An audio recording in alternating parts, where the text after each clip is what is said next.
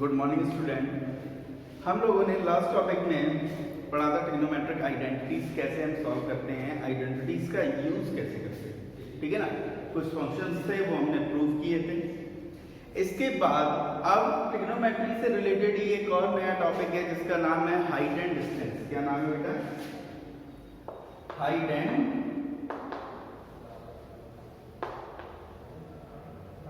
Distance.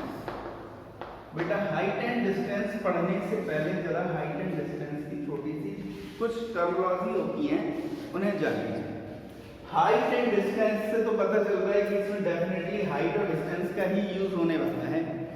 उसके अलावा इसमें थोड़ी सी एक चीज सबसे पहले हम जानते हैं कि एंगल ऑफ एलिवेशन क्या होता है। Angle of elevation, angle of elevation का मतलब होता है बेटा जब हम कोई ऑब्जेक्ट नीचे से ऊपर की साइड देखते हैं। जैसे देखने से ये एक टावर खड़ा है, यहाँ पे कोई एक पॉइंट है। अगर हम इस पॉइंट से इस टावर के टॉप को देखेंगे तो नीचे से हम ऊपर की साइड देख रहे हैं, तो क्या हो गया? Angle of elevation. क्या हो गया? Angle of elevation.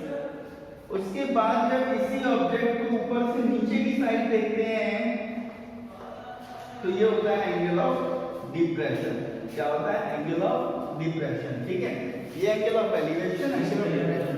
सीधी सी बात ये है जब हम किसी ऑब्जेक्ट को नीचे से ऊपर की साइड देखेंगे, हम नीचे खड़े हैं, मींस ऑब्जर्वर नीचे खड़ा है और ऑब्जेक्ट ऊपर है। जब हम नीचे से ऊपर की साइड देखते हैं it means angle of elevation बनता है। Number 2 angle of depression. Angle of depression, angle of depression का मतलब सीधी सी बात है जब हम अपने कोई ऑब्जेक्ट नीचे की साइड देखते हैं, मतलब जिसे देखने के लिए हमें अगर गर्दन उठानी पड़ती है अपनी तो क्या हो जाता है? Angle of elevation. और अगर झुकानी पड़ती है तो वो क्या हो जाता है? एंगल ऑफ डिप्रेशन, ठीक है। या सीधी सी बात ये समझ लीजिए जब कोई ऑब्जेक्ट ऊंचाई पर होता है, ठीक है, ऑब्जेक्ट ऊंचाई पे होगा तो जब हम उसे देखते हैं तो वहां एंगल ऑफ एलिवेशन बनता है, जब वो नीचे होता है तो एंगल ऑफ डिप्रेशन बनता है। ये दो चीजें आपके काम की थी जो मैंने आपको बताई, एंगल ऑफ एलिवेशन और एंगल ऑफ डिप्रेशन क्या होता है। इसके बाद अब हम इनसे रिलेटेड क्वेश्चंस देखेंगे कि एक्चुअली में क्वेश्चंस होते हैं। अच्छा, क्वेश्चन से पहले जरा एक चीज और देख लीजिए, यहाँ पे हम अक्सर कंफ्यूज हो जाते हैं। जैसे मान के चलिए ये कोई एक ऑब्जेक्ट है, ये ऑब्जेक्ट है, ये कोई पॉइंट है ए जहां से कोई व्यक्ति कोई भी इंसान ऑब्जर्व कर रहा है, ये हमने ए लिखा। जब हम यहां से इसका एंगल बनाएंगे तो सपोज करो मान के चलो 30 है। अगर यही ऑब्जेक्ट अब दूर हो जाएगा, थोड़ा सा हमने ये दूर कर दिया, क्या हो गया? ऑब्जेक्ट दूर हो गया। जब ऑब्जेक्ट दूर हो गया तो ये एंगल डेफिनेटली कम हो जाएगा। क्या हो जाएगा? कम हो जाएगा। मान के चलो 25। सीधी सी बात है, ऑब्जर्वर से ऑब्जेक्ट जितने दूर होगा एंगल उतना कम बनेगा, जितने वो पास आता जाएगा एंगल बढ़ता जाएगा। यही सेम चीज होती है हाइट में। जब हमने ये दो हाइट ले ली और ये ऑब्जर्वेशन पॉइंट है तो ये देखो कम हाइट पे है तो इसका एंगल मान के चलिए बन रहा है 30। अब ये हाइट ज्यादा है, जब ज्यादा है हाइट तो ये एंगल कितना बनेगा? 45 डिग्री। जैसे जैसे हाइट बढ़ती जाएगी एंगल बढ़ता चला जाएगा। जैसे जैसे डिस्टेंस इसकी कम होती जाएगी एंगल बढ़ता चला जाएगा। देखो यहाँ था तब 25 का था, यहाँ आ गया डिस्टेंस कम हो गई तो 30 का हो गया, और पास आ जाएगा तो 45 का हो गया, ठीक है ना। तो जैसे जैसे डिस्टेंस कम होती जाती है एंगल ऑफ एलिवेशन बढ़ता चला जाता है, ठीक है। इसके बाद देखते हैं कुछ क्वेश्चंस देखते हैं। सबसे पहला क्वेश्चन हम लगाते हैं यहाँ पे। पहले क्वेश्चन में हमें क्या दिया गया है? A circus tent is climbing a 20 meter long rope which is tightly stretched from the height of the vertical pole of the ground. Find the height of a pole and angle is made by the rope with level is 30 degree. देखना बेटा, ये किसी circus का पोल है, यहाँ पे कोई एक पॉइंट है ए, ठीक है। इस पॉइंट से वो स्ट्रेच मींस बांध दिया गया, ये बांध दिया, ठीक है। ये ए हो गया, ये बी हो गया, ये सी, ठीक है। वो कह रहा है कि ये जो रोप है, ये रोप है, क्या है? ये रोप है। ये जो रोप है, ये रोप जो है वो इसके साथ में 30 डिग्री का एंगल बना दिया। ठीक है, 30 डिग्री का हमने एंगल बना दिया। और इस रोप की लेंथ कितनी दे रहा है वो, इस रोप की लेंथ दे रहा है वो 20 मीटर लॉन्ग। हमने यहाँ पर लिखा 20 मीटर, ठीक है। ये थीटा है, ये हमेशा 90 डिग्री होगा, ठीक है। अब हमें इसे सॉल्व करना है, क्या करना है इसमें, हमें यहाँ पे फाइंड करना है, क्या, find the height of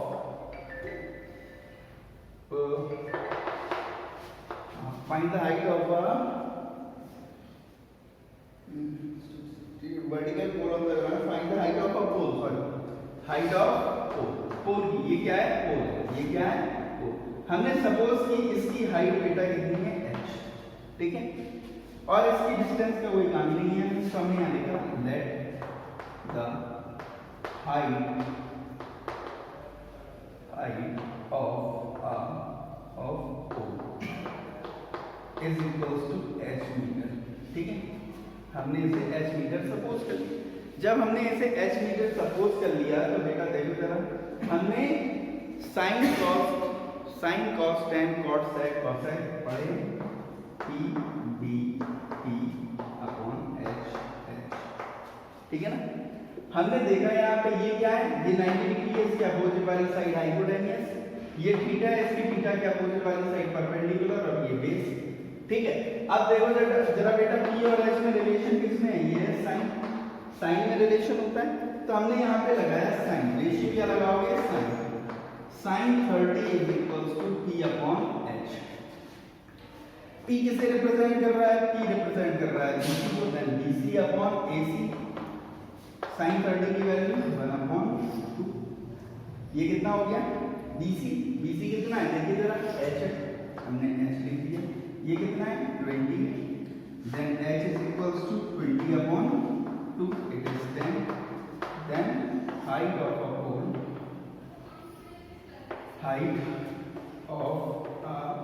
pole is equals to 10 metre, that's it, ठीक है। तो हमें हाइट ऑफ अ पोल निकालनी थी, हाइट ऑफ अ पोल निकाला ही, ठीक है।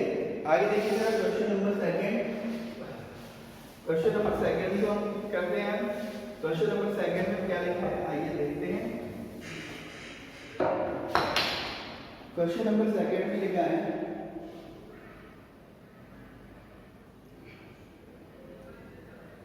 क्वेश्चन नंबर सेकंड में लिखा है, a tree is break due to the storm.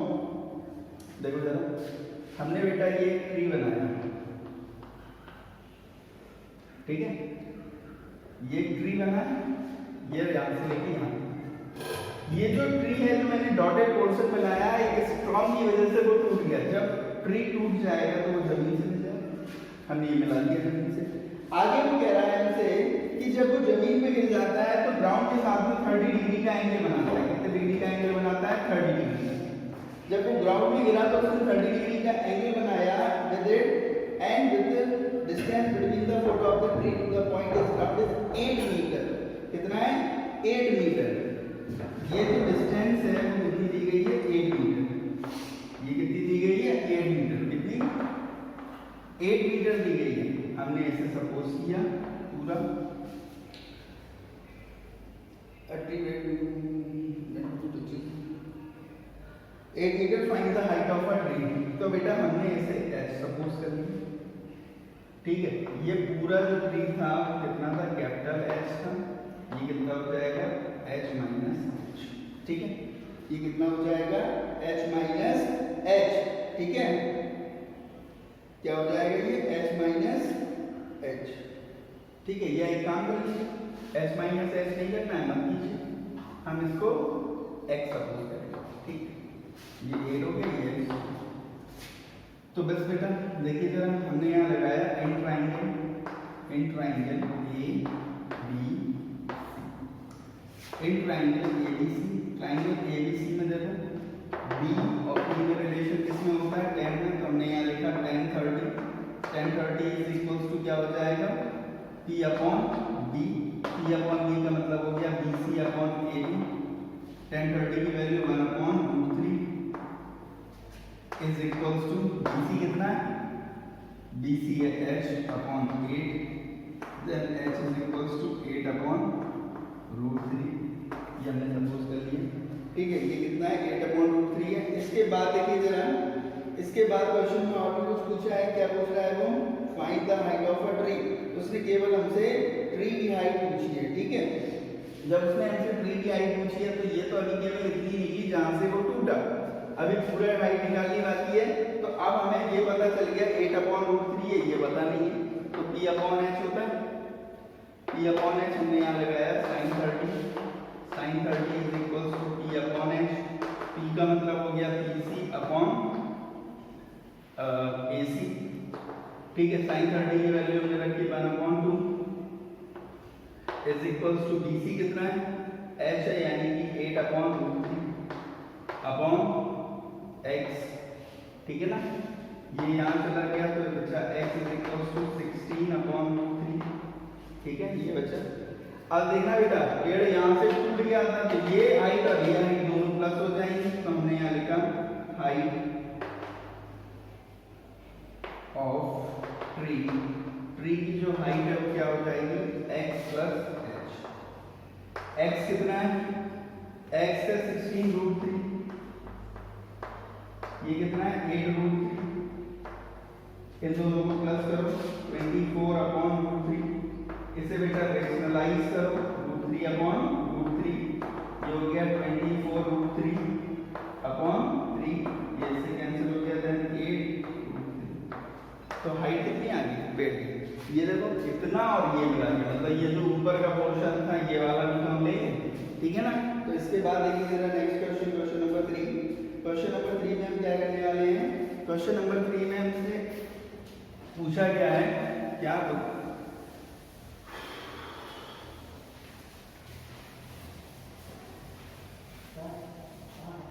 देखिए जरा क्वेश्चन नंबर 3, क्वेश्चन नंबर 3 में क्या लिखा है, क्वेश्चन नंबर 3 में लिखा है a contractor plane installed the slide of a train is 1.5 metre height 30 degree inclined है।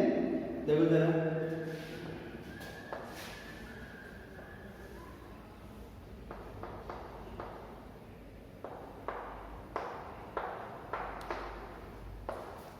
दूसरा है, दूसरा लड़का भी खड़ा है, उसकी हाइट ज्यादा है, कितनी है 3 मीटर है, और यहाँ पे एंगल 60 डिग्री दिया गया है, ये A हो जाएगा, ये B हो जाएगा, ये C हो जाएगा। देखिए जरा आगे इसमें क्या बोला गया है, वो कह रहा है 2 लड़के थे, ठीक है, एक की हाइट 1.5 मीटर है, तो 30 डिग्री के एंगल स्लाइड जो है, ये स्लाइड लगी है वो 30 डिग्री पे लगती है, अगर हाइट उसकी 3 मीटर है तो स्लाइड 60 डिग्री पे लगती है। वो कह रहा है what should be the length of the slide in each case. Slide की हमें क्या निकालनी है, स्लाइड की लेंथ निकालनी है। ये क्या है, ये स्लाइड है, ये क्या स्लाइड। अब देखना बेटा, जब ये स्लाइड है तो इसकी लेंथ दोनों केसेस में निकालनी है। इस केस में निकालना है तो मैं लिखेंगे ट्रायंगल ABC। जब बेटा इस ट्रायंगल ABC या दूसरा ट्रायंगल मान लो PQ, हमने लिखा है ट्रायंगल ABC, इसमें P और S में किसमें रिलेशन होता है, sin 30, साइन में होता है तो हमने लगाया sin 30। साइन में होता है देखो जरा P/H/D, देखो साइन में होता है, साइन में लगा दिया। हमने यहाँ लिखा P/H, P है बेटा BC/AC, sin 30 की वैल्यू 1/2, BC कितना है 1.5 है, अपॉन स्लाइड x सपोज कर ली, स्लाइड हमने x सपोज कर ली, तो ये हो गया x is equals to 3 metre की स्लाइड यहाँ पे लगी। अब हमने यहाँ पे लगाया इन ट्राइंगल PQR, अब हमने ट्राइंगल PQR लिया, हमने यहाँ लगाया sin 60, sin 60 is equals to क्या हो जाएगा 3/x, P/h, sin 60 की value √3/2 is equals to 3/x, ये हो गया x इज इक्वल्स टू 6/√3, √3 से √3 कैंसिल रेशनलाइज कर दिया, ये हो गया हमारा 6√3/3, ये इससे कैंसिल हो गया तो क्या बचा 2√3, मतलब यहाँ पे जो स्लाइड बनेगी वो कितने की बनेगी 2√3। इसके बाद देखिए जरा नेक्स्ट क्वेश्चन, नेक्स्ट क्वेश्चन में क्या लिखा हुआ है, क्वेश्चन नंबर 4, क्वेश्चन नंबर 4 में देखिए क्या है,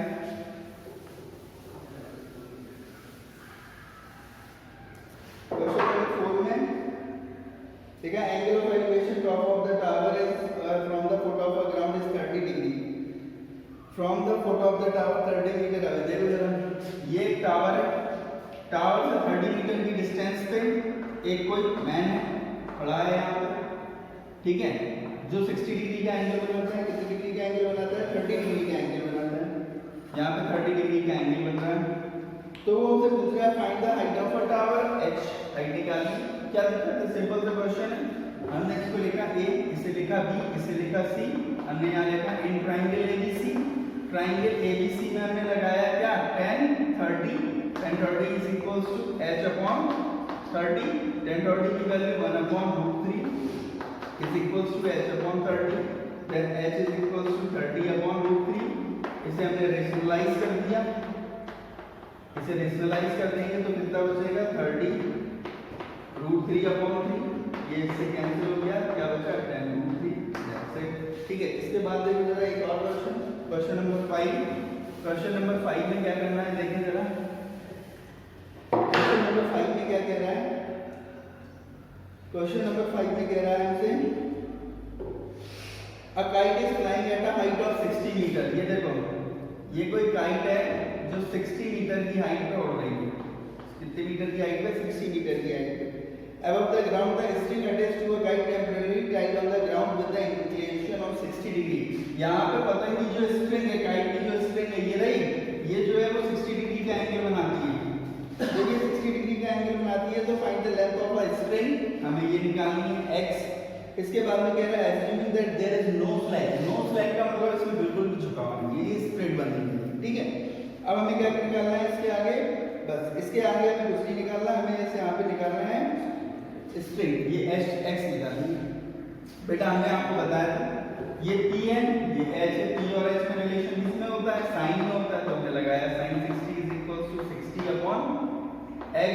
sin 60 की वैल्यू √3/2 equals 60 upon x। ये हो गया x is equals to 120 upon √3।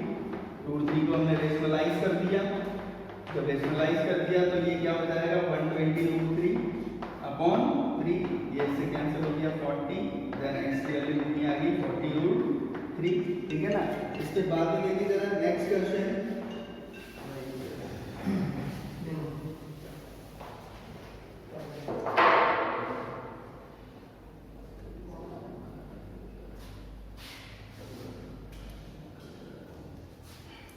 ये देखिए जरा क्वेश्चन नंबर 6। क्वेश्चन नंबर 6 में क्या कह रहा है?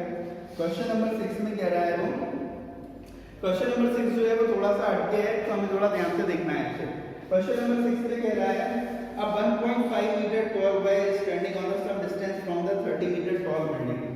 ये बेटा हमने 30 मीटर की टॉल बिल्डिंग है, ये जो डिस्टेंस दी गई है ये 30 मीटर दी गई है। 30 मीटर टॉल बिल्डिंग से कुछ डिस्टेंस पे 1.5 मीटर, ये जो दिया गया है वो 1.5 मीटर, ये एक लड़का खड़ा है। ठीक है, हमने ये एक लड़का खड़ा कर दिया। आगे वो हमसे क्या कह रहा है? आगे कह रहा था angle of elevation from his height to the top of the building increase 30 to 60। अभी वो बेटा यहाँ से देख रहा है, तो यहाँ से जब वो इस पॉइंट को देखता है तो कितने डिग्री का एंगल बनता है? 30 डिग्री का एंगल बनता है। इसके बाद में वो एंगल इंक्रीज हो जाता है तो डेफिनेटली वो बॉय यहाँ आ गया। यहाँ से जब हम इसे देखेंगे तो ये कितने डिग्री का हो जाएगा? 60 डिग्री का हो जाएगा। ठीक है, मैंने आपको बताया था जब भी हम ऑब्जेक्ट के पास जाते जाएंगे हमारा एंगल ऑफ एलिवेशन बढ़ता जाता है। इसके बाद में उसने क्या कहा कि walk towards the building, find the distance walk towards the building. हमें ये डिस्टेंस निकालनी है कि ये कितनी डिस्टेंस है जिससे उसने वॉक की, ये x होगी। ठीक है, ये पूरा 30 है तो बेटा हमने इसे 1.5, देखो जरा ये लाइन पैरेलल है, पैरेलल है तो इक्वल भी होंगे। ये 1.5 है, ये 1.5, तो अब जो रिमेनिंग हाइट बची वो ये रही। इसे हम माइनस करेंगे 30 में से 1.5 तो ये कितनी बचेगी? 28.5 मीटर। ठीक है ना। अब देखो ये हमने डिस्टेंस x सपोज कर ली। अब बॉय यहाँ है तो यहाँ से यहाँ तक की डिस्टेंस हमने y सपोज कर ली, ये y होगी। तो पहले हम y निकालेंगे फिर हम x निकालेंगे। तो हमने यहाँ लिखा, इसे हमने नेम दिया a b c d। हमने यहाँ लिखा in triangle DBC, triangle DBC ये क्या है? 60 डिग्री है, इसके अपोजिट वाली साइड क्या हो जाएगी? परपेंडिकुलर, ये बेस। तो हमने यहाँ लगाया tan 60। Is equal to perpendicular हमारे पास कितना है 28.5 अपॉन बेस कितना है y, tan 60 की value √3 is equal to 28.5 upon y, then y is equal to 28.5 upon √3। ये निकल आया y। जब ये y निकल आया तो y निकालने के बाद में हमें x निकालना है, तो हमने x के लिए यहाँ लिखा इन ट्रायंगल ADC। ADC में 30 डिग्री का एंगल बन रहा है। फिर से हमें परपेंडिकुलर और बेस पता है, हमने यहाँ लगाया tan 30, रेशियो हमने कौन सा लिया 10। tan 30 इज इक्वल टू क्या हो जाएगा, ये height as it is 28.5 upon ये जो बेस है वो चेंज हो गया x प्लस, ठीक है। tan 30 बेटा वैल्यू रखो 1 upon √3 is equal to 28.5 upon x plus हमने यहाँ लिखा x plus y is equal to 28.5 √3। y की वैल्यू हम निकाल चुके हैं, हमने यहाँ लिखा x plus 28.5 upon √3 is equal to 28.5 √3। हमने यहाँ लिखा x is equal to 28.5 √3 minus 28.5 upon, ठीक है। हमने यहाँ पे कॉमन लिया 28.5, क्या बचा, यहाँ एलसीएम भी ले लिया हमने जल्दी में, ठीक है। ये अंडर √3 एलसीएम आया, यहाँ बचा 3 माइनस 1, ये हो गया तुम्हारा 28.5 इंटू 2 अपॉन √3। 28.5 का डबल कर दो, कितना हो जाएगा, हमने यहाँ लिखा 28.5 इंटू 2, ठीक है। हम इसका डबल करेंगे तो कितना हो जाएगा 57 हो जाएगा, ये हो गया 57 अपॉन √3। अब इस √3 का हम क्या करने वाले हैं, रेशनलाइजेशन करने वाले हैं। हमने रेशनलाइज कर दिया इसको, जब हमने इसे रेशनलाइज किया तो ये हो गया 57 √3 अपॉन इसका प्रोडक्ट करेंगे देन 3 से हमने इसको कैंसिल कर दिया, 3 1 जा 3, 3 9 जा 27, इट इज 19 √3। मतलब सीधी सी बात A से लेके B तक की डिस्टेंस कितनी है 19 √3, ठीक है। आज के लिए इतना काफी है, बाकी क्वेश्चन हम नेक्स्ट वीडियो में अपलोड करेंगे, ठीक है। Thank you.